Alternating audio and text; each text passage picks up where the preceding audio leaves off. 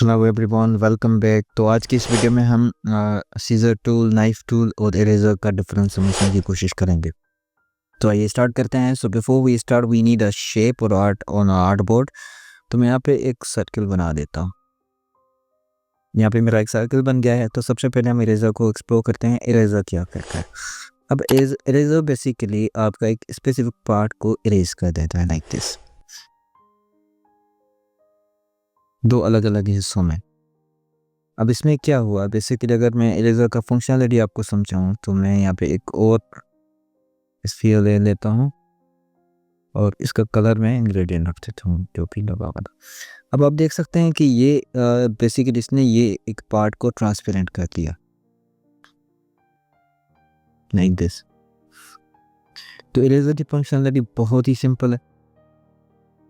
वैसे ही यहाँ पे हम अगर सीजर टूल को लेते हैं तो सीजर टूल को समझने के लिए बिल्कुल आसान तरीका है कि अगर मैं इस सीजर टूल को यूज़ करने के लिए बेसिकली आपको पाथ का सहारा लेना पड़ेगा। सीजर टूल आप नॉर्मली रैंडमली कहीं पे भी यूज़ नहीं कर सकते। आप सीजर टूल को यूज़ करने के लिए एक पाथ पे क्लिक करेंगे और दूसरे पाथ पे यहाँ पे क्लिक करेंगे। तो अभी आपको लग रहा है कि यहाँ पे कोई फंक्शनलिटी नहीं हुई, कोई इम्पैक्ट नहीं आया, बट आप जैसे ही इस क्लिक करेंगे और आप देख सकते हैं कि आपका ये पार्ट अलग हो गया है।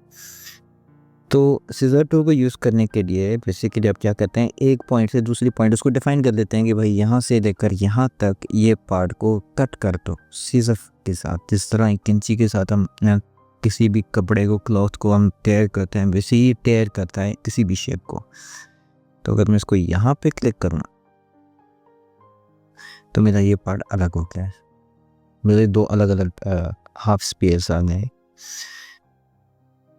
सीजर की फंक्शनलिटी समझने के लिए मैं आपको एक और शेप बना कर दिखाता हूँ। जिस तरह ये है और मुझे इसका रेक्टेंगल का सिर्फ ये हिस्सा चाहिए। तो नॉर्मली मैं क्या करूँगा कि मैं यहाँ से लाइन टूल लूँगा।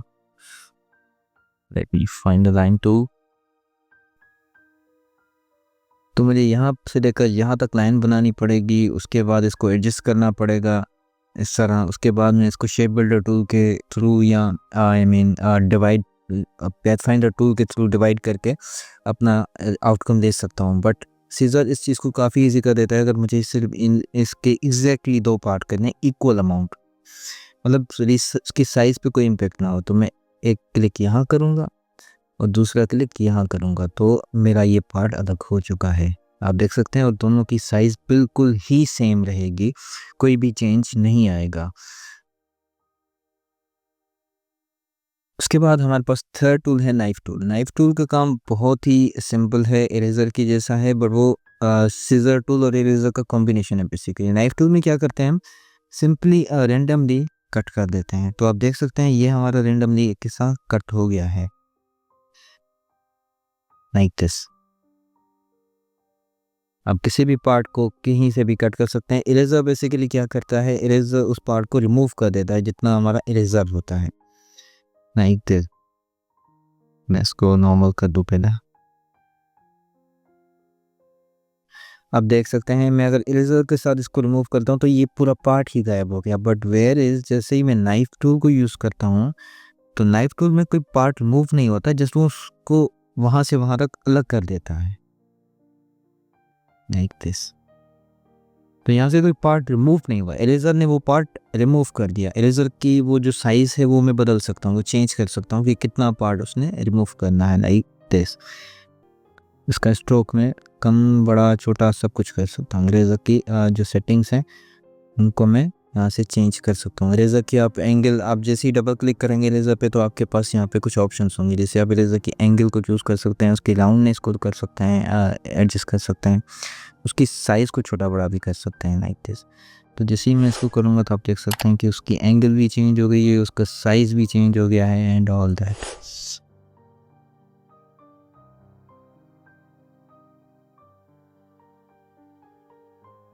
ये सेटिंग सिर्फ आपको इरेजर के लिए मिलती है। जैसे ही आप यहाँ पे डबल क्लिक करेंगे तो आपकी सेटिंग्स आपके सामने आ जाएंगी। तो आप देख सकते हैं इरेजर की अब एंगल बिल्कुल चेंज हो गई है। तो आई होप आपको इन तीन चीज़ों का डिफरेंस पता चल गया होगा। That's all for this video. मिलते हैं अगली वीडियो में, तब तक अल्लाह हाफिज़। Thanks for watching. Don't forget to like, subscribe and hit the bell button for the updates.